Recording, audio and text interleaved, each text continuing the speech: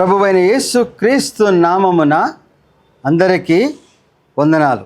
ఈరోజు మనము ధ్యానించుకునే వాక్యము, మరి పునరుద్ధానం తర్వాత యేసయ్య ఏం చెప్పాడు? మీరు సర్వలోకానికి వెళ్ళి సువార్తను ప్రకటించమని అందరికీ ఆదేశించి వెళ్ళారు. యేసుక్రీస్తు ప్రభువారు దేవుని కుమారుడై నరావతారి లోకంలోకి వచ్చి మానవుల పాపమునకు ప్రాయశ్చిత్తము చేయటానికి ఆయన శిలువ యాగం చేసి మరణాన్ని జయించి మనకిచ్చిన ఆదేశము ఆ యొక్క సువార్తను ప్రకటించమని. దేవుడు చెప్పిన దానికి మనము ఎందుకు చేయాలి? యేసుక్రీస్తు వారే ఒకసారి ఉపమాన రీతిగా చెప్పిన ఒక ఉపమానాన్ని మనం ధ్యానించుకుంటే, లూకా సువార్త 20వ అధ్యాయము 17వ వచనం. ఇల్లు కట్టువారు నిషేధించిన రాయి మూలకు తలరాయి అయ్యను. యేసుక్రీస్తు ప్రభువుని నెపాలు మోపి ఒక దుర్మార్గులని శిక్షించే క్రమములు ఆయన సిలువ వేశారో, వాళ్ళందరి దృష్టిలో ఈయన నిషేధించిన రాయి. కానీ ఆ యొక్క నిషేధించిన రాయే పునరుద్ధానం చెంది మూలకు తలరాయి, అంటే నిత్య జీవం ఇచ్చే రాయిగా మనం చూస్తాం. ముందుగా మనం చూస్తే ఒక ఉపమానం యేసుక్రీస్తు ప్రభువారు చెప్పారు. లూకా సువార్త 20వ అధ్యాయము 9వ వచనం మనం చూస్తే, ఒక ద్రాక్ష తోటను ఒక యజమాని దాన్ని గుత్తకి కౌలుదారులకు ఇచ్చి దేశాంతరం వెళ్ళాడు. పొలంలో వచ్చినప్పుడు యజమానికి రావాల్సిన వంతు ఉంటుంది కాబట్టి దాన్ని తీసుకురావడానికి తన దగ్గర ఉన్న దాసులను పంపించాడు. దాసులను కొట్టి పంపించారు. మరి కొంతమందిని పంపించారు, వాళ్ళని కూడా అదే రీతిగా కొట్టడం, అవమానపరచడం, దుర్మార్గపు క్రియలు చేసినప్పుడు యజమానుడు అనుకున్నాడట, ఇంతగా పంపించినా వీళ్ళు వింటలేదు, కానీ నా యొక్క ప్రియ కుమారుని నేను పంపిస్తే వీళ్ళు అది గౌరవించి నాకు చెందవలసినది ఇస్తారులే అనుకుని తన ప్రియ కుమారుని పంపించినప్పుడు వాళ్ళు అనుకున్నారట, ఇప్పటివరకు దాసులు వచ్చారు, ఇప్పుడు వారసుడే వచ్చాడు, ఈ వారసుడిని కూడా మనం చంపేస్తే ఈ సమస్తము మనది అవుతుంది, మరి ప్రతి సంవత్సరం వచ్చి అడిగా ఉన్నాడు కాబట్టి అని వారసుడిని కూడా వాళ్ళు చంపిన క్రమం. అప్పుడు ఏం చేశాడు ఆ యజమాని? వచ్చి వారందరినీ సంహరించి మరి ఆ ద్రాక్ష తోటను తీసుకొని వేరే ఇతరులకి కౌలుకి ఇచ్చిన క్రమం. అంటే మిమ్మల్ని నమ్మి మీ యందు ఎంతగానో ఆసక్తిని, ప్రేమను కనబరిచి మరి అదంతా దాన్ని పండించుకొని ఫలాలు పొంది వారికి చెందవలసింది వారికి ఇవ్వమని చెప్పి ఆ రీతిగా చేస్తారని ఎంతో విశ్వాసముతో, ఎంతో నమ్మకంతో పని అప్పచెప్పితే ఎవరికి? ఇశ్రాయేలీలకి. దేవుడు ఇశ్రాయేల్ని ఎంచుకొని ఈ లోకంలో ప్రత్యేక జనాంగంగా అనేక విషయాల్లో వారిని కాపాడుచు, దాని కృపను చూపిస్తూ, బానిసలుగా ఐగుప్తు దేశంలో ఉన్నప్పుడు వారిని అక్కడి నుంచి విముక్తిని చేసి వారికి మంచి కానాను దేశాన్ని దేవుడు ఇస్తే, అక్కడికి వచ్చిన తర్వాత ఏదైతే దేవుడు వారికి ఇచ్చిన ఆజ్ఞలను ఉల్లంఘించి అన్య దేవతలను, దూడలను పూజించే క్రమములో దేవుని ఉగ్రతను పొందారు. అంతేకాకుండా అనేక మంది అతిక్రమం చేసినప్పుడు, అనేక మంది ప్రవక్తలను పంపించినప్పుడు వారిని కూడా సంహరించి, కాపులు ఏ రీతిగా యజమాని యొక్క దాసులు వస్తే వారిని కొట్టి అవమానపరిచారు, ఆ రీతిగా దేవుడు అనేక సార్లు వాళ్ళకి హెచ్చరించాడు ప్రవక్తల ద్వారా. దేవుడు మిమ్మల్ని ఎంచుకొని మిమ్మల్ని ఈ రీతిగా దీవిస్తున్నప్పుడు మీరు దేవుని వ్యతిరేకమైన అతిక్రమాలు చేసినప్పుడు దేవుని ఉగ్రత పొందుతారు అని ఎప్పటికప్పుడు దేవుడు తన ప్రవక్తలను పంపించినను వాటి నిర్లక్ష్యం చేసి ఈ లోకాశలతో పడి దేవుని విరుద్ధమైన జీవితం జీవించినప్పుడు వీరి పాపాలు, మనుషులు ఆ ప్రాయచిత్తము చేసుకునేంత భయంకరమైన పాపములో కూరుకుపోయినప్పుడు తన కుమారుణ్ణి నరావతారికి లోకంలోకి పంపించి వీరి పాపాలకి ప్రాయచిత్తము చేయటానికి పరిశుద్ధమైన రక్తము కావాలి. రక్తము ప్రోక్షణ లేనిదే పాప ప్రాయచిత్తం జరగదు. కాబట్టి ధర్మశాస్త్రానుసారముగా కోడెల రక్తముతోనూ మరి జంతువుల రక్తంతోనూ ఇచ్చే బలుల వలన ఆ యొక్క ప్రాయచిత్తము జరగని క్రమములో మరి పరిశుద్ధ రక్తమే ప్రోక్షణ చేయాల్సి వచ్చినప్పుడు తన సొంత కుమారుని ఆ లోకంలో పంపించినప్పుడు ఆ సొంత కుమారుని కూడా వీళ్ళు ఈ ద్రాక్ష తోట వారు ఏ రీతిగా ప్రియకుమారుని ఈయనే మరి వారసుడు కాబట్టి చంపేస్తే ఇక మాకెవరికి లేరని మరి ఎవరికైతే గుత్తకిచ్చారో, ఎవరైతే ధర్మశాస్త్రాన్ని కాపాడుతూ, ఎవరైతే ధర్మశాస్త్రాన్ని అనుసరిస్తూ ఉన్నారో శాస్త్రులు, పరిసయ్యులు, వారే యేసుక్రీస్తు ప్రభువుని పట్టుకుని ఆయన నిర్దోషిని అయినా అని పిలాతు, హేరోదు అందరూ ఎంచిన నిర్దోషి అయినను ఆయన రాజద్రోహమే చేశాడు, ఆయన చంపమని, ఆయన సిలువ వేయమని సిలువలో వేశారు. మరి ఆ రీతిగానే ద్రాక్ష తోటకి ఇచ్చిన కాపులు మరి తన ప్రియకుమారుని చంపేశారు. ఇక వారసుడు లేడు కాబట్టి సమస్తము మాదే, ఈ లోకంలో మేమే జయించగలిగాం, మాకున్న బలాన్ని బట్టి, మాకున్న ఆధిక్యతను బట్టి వీరిని హింసించగలిగిన శక్తిమంతులం కాబట్టి మాకున్న దాన్ని ఎవరు తీసివేయగలరు? మేము ఏ రీతి క్రియలు చేసినా ఈ లోకంలో ఎవరు కూడా దాన్ని మరి సహించవలసినదే. దుర్మార్గమే జయించే రీతిగా సిలువ వేయదలుచుకున్నాము, సిలువ వేసేసాం. కానీ యేసు ప్రభు వారు పిలాతుతో అంటాడు, నీకు నేను శిక్షణ తప్పించాను, దోషం లేదు కాబట్టి నేను రక్షించగలిగేవాడిను నువ్వు చెప్పమన్నప్పుడు, ఈ క్రియ కూడా నువ్వు చేయవలసింది కాదు, దేవుని చిత్తం లేని చేయదు కాబట్టి, ఏదైనాను దేవుని చిత్తం ప్రకారం జరుగుతుంది కాబట్టి నీ చేతిలో లేదు, అది దేవుని చిత్త ప్రణాళిక ప్రకారం జరగాలి. కాబట్టి ఈ మనుషులు సిలువ వేయమంటే, ఈ మనుషుల చేత సిలువ వేయబడి, ఈ మనుషుల చేత హింసింపబడి అంతగా రక్తము కార్చి మరి ఈ మనుషులకు చేసే క్రియలకు కాదు, దేవుని ప్రణాళిక చిత్తం, ఆయన చిత్తం నెరవేర్టకు చేశాను. మరి ఆయన చిత్తం నెరవేర్చుటలో పాప ప్రక్షాళన చేసే క్రమములో రక్తాన్ని ధారపోసి క్రయధనముగా మనల్ని కొన్నాడు. అటువంటి క్రమములో మరి వీళ్ళు చంపేశామనుకున్నారు, వారసుడు వెళ్ళిపోయాడు కాబట్టి ఇది మాది అనుకున్నారు. కానీ ఆ చనిపోయిన వారసుడు అక్కడ తాగలే. పునరుద్ధానం చెందినప్పుడు తిరిగి తండ్రితో మరి లోకంలోకి వచ్చినప్పుడు ఏం చేస్తాడు? ఆ రక్షణను ఆ యొక్క కాపులకు ఇచ్చే వారి నుంచి తీసివేసి అన్యజనులకు ఇచ్చే క్రమం ఉంటుంది. కాబట్టి మరి ఆ చేసిన వారిని సంహరించిన క్రమం మనం చూస్తాం. కాబట్టి ఎవరైతే ఈ పాపాలు చేసి, దోషాలు చేసి, లేకపోతే ఈ లోకంలో ఆధిక్యత ఉందనుకుని చేస్తున్న క్రమములో మమ్మల్ని ఎవరు నిర్వీర్యము చేయలేరు, మా యొక్క క్రియలే మేము ఘనంగా జరిపించుకునే యొక్క అంధకారముతో చేస్తున్న ఈ యొక్క దుర్మార్గపు క్రియలకు అంతము మరి ఆయన వచ్చినప్పుడు తీర్పులో తెలుస్తుంది. కాబట్టి దేవుడు ఏం చెప్తున్నాడు? మరి తిరిగి వచ్చే వాళ్ళని సంహరించి తీసేస్తానన్నాడు. మరి ఇంతగా దేవుడు ఇశ్రాయేలును ప్రేమించి ప్రత్యేక జనాంగం ఏర్పాటు చేసుకొని వారి ద్వారానే దేవుని రక్షణను అందరికీ అన్ని జనులకు కూడా తెలియచేసి దేవుని బిడ్డలుగా ఎంచుకున్న క్రమములో వారికి ఇచ్చిన వాగ్దానాల ప్రకారము మరి ఇన్ని కృపలు వారికి దయచేస్తున్న దేవుడు ఎందుకని మరి వారిని శిక్షించే రీతిగా ఉన్నప్పుడు దాని నుంచి మరి మనకి రక్షణ లేదా? మరి దాని నుంచి మనకి ఆ శిక్షకు పాత్రం అవ్వాల్సిందేనా? లూకా సువార్త 13వ అధ్యాయము అంజూరపు చెట్టు విషయంలో దేవుడు చెప్పిన ఉపమానాన్ని బట్టి మనం చూద్దాం. లూకా సువార్త 13వ అధ్యాయము 6వ వచనం మనం చూస్తే, ఆయన వారితో ఈ ఉపమానం చెప్పాను. ఒక మనిషిని ద్రాక్ష తోటలో అంజూరపు చెట్టు ఒకటి నాటబడి ఉండెను. అతడు దాని పండ్లు వెదక వచ్చినప్పుడు ఏమీ దొరకలేదు. కనుక అతడు, ఇదిగో 3 ఏండ్లు నేను అంజూరపు చెట్టును పండ్లు వెదక వచ్చుచున్నాను, కానీ ఏమీ దొరకలేదు. దీన్ని నరికి వేయము, దీనివలన భూమియు ఏల వ్యర్థమైపోవాలనని ద్రాక్ష తోటమాలితో చెప్పాను.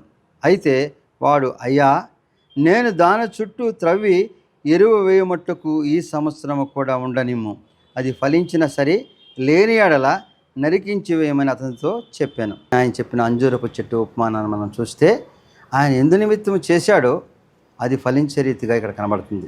మొదటిగా అంజూరపు చెట్టును మంచిగా నాటించాడు. అంజూరపు చెట్టు 3 సంవత్సరాలకి కాపు వస్తుంది. అయితే 3 సంవత్సరాలు యజమానుడు చూశాడు, కానీ మరి అవి కాపు రాలే, ఫలించలా. ఈ లోకంలో ఫలించే రీతిగా అనేక క్రియలు చేస్తూ విశ్వాసముతో చేస్తున్న మరి క్రమంలో ఆ ఫలాలు చూడలేనప్పుడు మనుషులు ఏ రీతిగా యోచిస్తారు, ఏ రీతిగా దాని గురించి ఆలోచిస్తారు? ఇది నాకు ఫలించలేదు, ఈ విశ్వాసంలో నుండి ప్రయోజనం ఏంటి? అప్పటి వరకు ఆ క్రమము చేయడానికి దేవుని కృపలు పొందారు, కానీ వారు అనుకున్నది అక్కడ ఫలించలే. ఫలించి అభివృద్ధి చెంది మరి దీన్ని స్వాధీనం చేసుకోమని దేవుడు ఆజ్ఞాపించాడు, కానీ ఫలించే క్రమం కనబట్టలే. ఇక్కడ అంజూరపు చెట్లు ఫలించినప్పుడు ఏం చేయాలి? వాటిని ఇంకా నరికివేయమనే క్రమం చెప్పాడు. అంటే దేవుని యందు విశ్వాసంలో ఉన్న అనేక మంది దేవుని యందు క్రియలు చేస్తూ నీతిమత్తులు నిలిచినప్పుడు, ఆ విశ్వాసంలో ఉన్నప్పుడు మరి ఫలించని విషయాలు, అంటే వారు అనుకున్న క్రమములో జరగని విషయాలు, అధికారమే కానీ, ధనమే కానీ, లోకంలో వారికి ఉన్న సమాధానకరమైన జీవితమే కానీ, చాలా విషయాల్లో వారు ఎదురు చూసినవి జరగనప్పుడు మరి ఎంతగా మేము దేవుని యందు నిలిచామేమో, మరి మా యొక్క క్రియలు ఫలించట్లేదు. ఎందుకని? ఒక్కొక్క క్రియకు ఒక్కొక్క ప్రణాళిక, దేవుని క్రమం ఉంటుంది. నీవు దానికి అర్హుడవో అనర్హుడవో నీకు ఎంచుకునే జ్ఞానము ఉన్నది, క్రమమైంది కాదు. ఎందుకని? దేవుని ప్రణాళిక చొప్పున నీకు కావలసింది సిద్ధపరిచే దేవుడు దాన్ని తగిన సమయంలో తగిన రీతిగా చేస్తాడు. కానీ నీవెంచుకున్న సమయంలో నువ్వెంచుకున్న రీతిగా జరగకపోవచ్చు. నోవాహుకు దేవుడు చెప్పాడు, నోవాహు జలప్రళయం తీసుకొస్తాను కాబట్టి నువ్వు ఓడను తయారు చేసి సిద్ధపడని.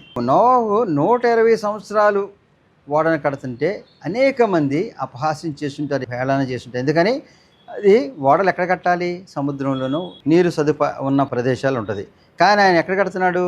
ఆయన ఎక్కడ ఉన్నాడో ఆ స్థలంలో పెద్ద ఓడను కడుతున్నాడు. ఇక్కడ సముద్రమే లేదు, ఇక్కడ నీళ్ళే రావు, దీనికి ఈయన కడుతున్నాడు. అది ఒకరోజు కాదు, 120 సంవత్సరాలు కడుతున్నప్పుడు బహుశా ఎంతమంది చేత అవమానపరచబడి ఉంటాడు. లేకపోతే అది చేస్తున్న వాళ్ళు ఈవెన్ స్వకీయులు కూడా ఎందుకు ఈ పని చేస్తున్నావు, ఇక్కడికి నీళ్ళు ఎందుకు వస్తాయి, అసలు నీకు ఉన్న జ్ఞానం ఏంటని అనేక రీతులుగా మనుషుల చేత అవహేళన చేయబడిన దేవుని కార్యం నెరవేర్పులో మరి అక్కడికి వర్షం వస్తుందా, ఇలా అక్కడికి నీళ్ళు వస్తాయా, ఈ ఓడలోనే నేను రక్షించబడతాననే యొక్క సంశయము లేకుండా విశ్వాసముతో నోవాహు ఆ యొక్క 120 సంవత్సరాలు కూడా ఓడను కట్టే క్రమంలో నోవాహు కుటుంబము జలప్రళయం వచ్చినప్పుడు దానిలో నోవాహు కుటుంబముతో ఈ జీవరాశి కూడా బ్రతికించగలిగిన విశ్వాసము కలిగిన వాడు కాబట్టే మరి ఆ సుదీర్ఘమైన ప్రణాళిక దేవునిది విశ్వాసముతో ఎంచుకున్నాడు.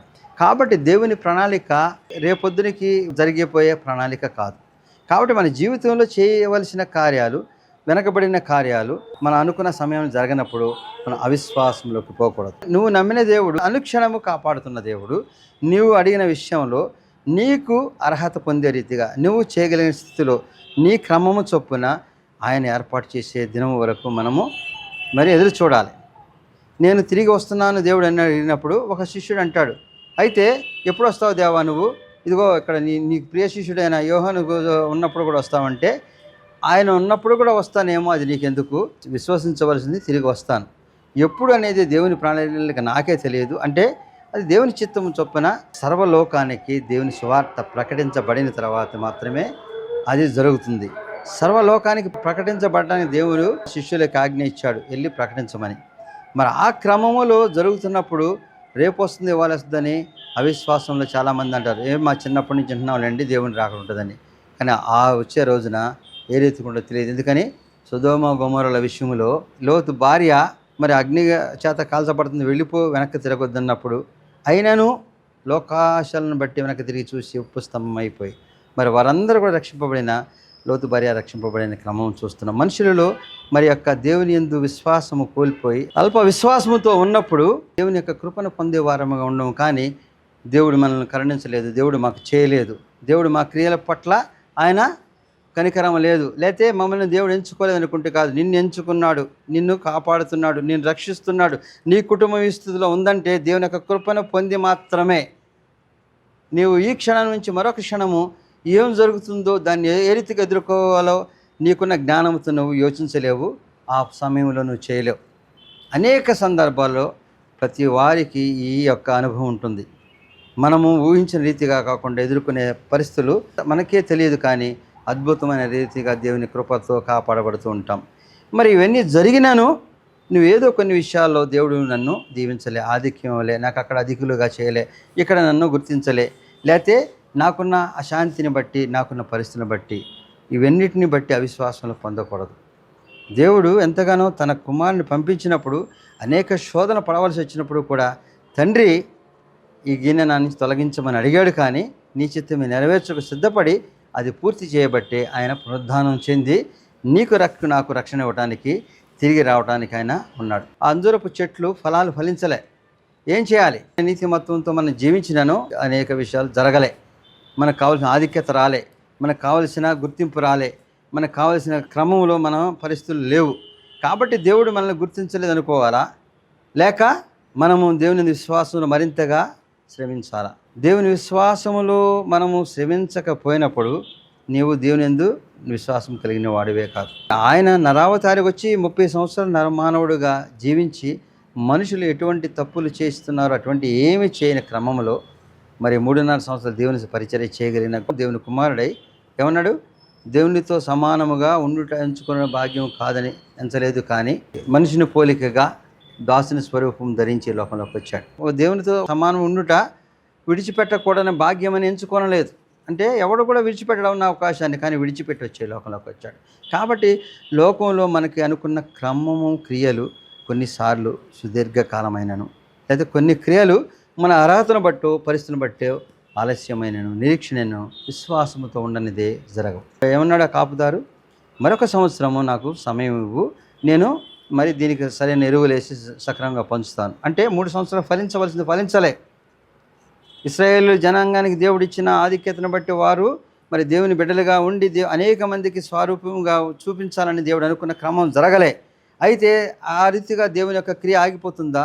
ఆ దేవుడు తన యొక్క బిడ్డలను రక్షించుకునే క్రమంలో ఇశ్రాయేలు నిమిత్తమై ఆగిపోకుండా మరొక సమయం, మరొక సందర్భం మనకిస్తున్నాడు. మరొక సంవత్సరం ఇస్తున్నాడు. ఎందుకని? నీలో మార్పు కావాలని. ఇక్కడ ఏమంటాడు? పిలాతు గలిలయులైన కొందరి రక్తము వారి బలులతో కలిపి ఉండెను. ఆ కాలమున అక్కడున్న కొందరు ఆ సంగతి యేసుతో చెప్పగా ఆయన వారితో ఇట్లనెను, ఈ గలిలయులు అట్టి హింసలు పొందినందున వారు గలిలయులందరికంటే పాపులని మీరు తలంచుచున్నారా? కారణి మీతో చెప్పుచున్నాను, మీరు మారు మనస్సు పొందని పక్షమున మీరందరూ అలాగే నశింతురు. మరియు సిలోయములోని గోపురము పడి చచ్చిన ఆ 18 మంది యెరూషలేములో కాపురం ఉన్న వారందరికంటే అపరాధులను తలంచున్నారా? కారణి మీతో చెప్పుచున్నాను, మీరు మారు మనస్సు పొందని పక్షమున మీరందరూ అలాగే నశింతురు. ఇది ఈ ఉపమానం చెప్పకముందు దేవుడు చెప్పిన మరి మాటలు. పిలాతు గలిలయలో కొంతమందిని బలుల రక్తంతో కలిపి చంపేసిన క్రమం ఉంది. అంటే ఆ బలులతో వారిని చంపినప్పుడు, ఆ బలు రక్తంతో కలిసిపోయినప్పుడు మరి మిగిలిన గలిలయులకంతా వీరు పాపులా, వీళ్ళని ఎందుకు చంపాడు? ఎందుకని వీళ్ళు చంపితే వీళ్ళు పాపులై ఉంటారా? అంటే వాళ్ళు పాపులని కాదు, మిగిలిన గలిలయులందరూ పరిశుద్ధులని కారు. ఎవరైతే మారు మనస్సు పొంది మరి దేవునిని విశ్వసించి ఆయన యందు మరి ఆయన విశ్వాసంలో ఉన్నవారు మాత్రమే దేవుని కృపను పొందేవారు ఉంటారు. కానీ వాళ్ళు చేసిన పాపం వలన బలులకు అర్పించబడ్డారు, లేకపోతే వీళ్ళు పాపం చేయలేదని కాదు. ఆ రీతిగా ఇంకా ఏం చెప్తున్నాడు? యెరూషలేములో సిలోయమును గోపురం కూలినప్పుడు 18 మంది చనిపోయారు. మరి యెరూషలేములో ఉన్న వారందరూ బతికే ఉన్నారు. ఈ 18 మంది పాపులంటే వీళ్ళు 18 మంది పాపులని కాదు, మరి మిగిలిన వారందరూ పరిశుద్ధులని కాదు. ఎవరైతే మారు మనసు పొందినవారో వారు మాత్రమే. అంటే వీళ్ళు పడిపోయారు కాబట్టి వీళ్ళు పాపులు, మేము కాదని కాదు. మీలో మారు మనసు లేనప్పుడు మీరు జీవించినను దేవునికి మరి ప్రియమైన వారుగా ఉండరు.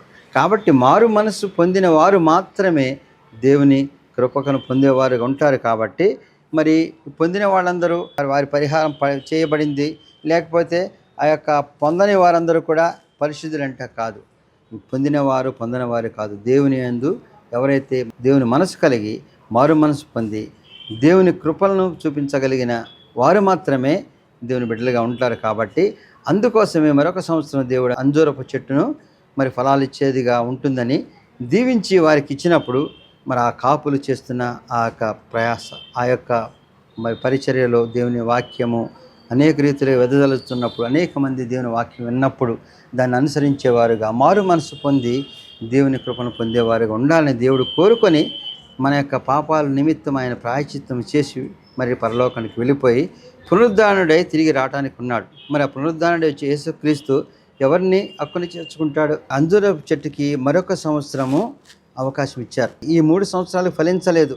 దేవుడు ఎదురు చూసినట్లు ఇశ్రాయేలీయులు ఆ రీతిగా దేవుని అనుసరించక దేవుని ఉగ్రతను పొంది, ఉగ్రతలో వారు ఉన్న క్రమములో మరి వారిని చూసి అనేక మంది మార్చే దిశగా ఇస్తున్న క్రమములో మరొక సంవత్సరం దేవుడు ఇస్తున్నాడు, మరొక కొంతకాలం ఇస్తున్నాడు మార్పు చెందే రీతిగా. మరి ఈ అంజూరపు చెట్లు మరి చిగురించి ఫలించి దేవుని యొక్క గొప్ప క్రియలు చూపించేవిగా ఉంటాయా? అంజూరపు చెట్టు యొక్క ఫలించే విధము ఎంతో నిరీక్షణతో ఎదురు చూసిన నోవాహు విషయంలో కానీ, నోవాహు సుదీర్ఘ కాలంలో దేవుని యొక్క విశ్వాసంలో బలపడి మరి దేవుని కృపలు పొంది తిరిగి ప్రపంచం మళ్ళీ కట్టబట్టాకి ఆయన యొక్క నీతిమంతుడిగా ఎంచబడ్డాడు. ఆ రీతిగానే మరి ఆ లోతు మరి అంతమంది భయంకరమైన సొదొమ గొమొర్రాలో యందు జీవించినను వారి పాపాన్ని అంటకుండా దాని నుంచి ప్రక్షాళన చేయబడిన రీతిగా మరి అక్కడ భయంకరమైన గంధకంతో కాల్చివేసే క్రమంలో దాని నుంచి మరి తప్పించబడి మరి ఆ క్రమంలో అల్ప విశ్వాసానికి గురైన భార్య కూడా ఉప్పు స్తంభంగా మారిపోయిన మరి దేవుని యొక్క రక్షణ పొందిన వాడిగా ఉన్నాడు. కాబట్టి అంజూరపు చెట్టు చిగురించి ఫలించే రీతిగా మన జీవితాలను నేను కోరుతున్నాను. చిన్న ప్రార్థన.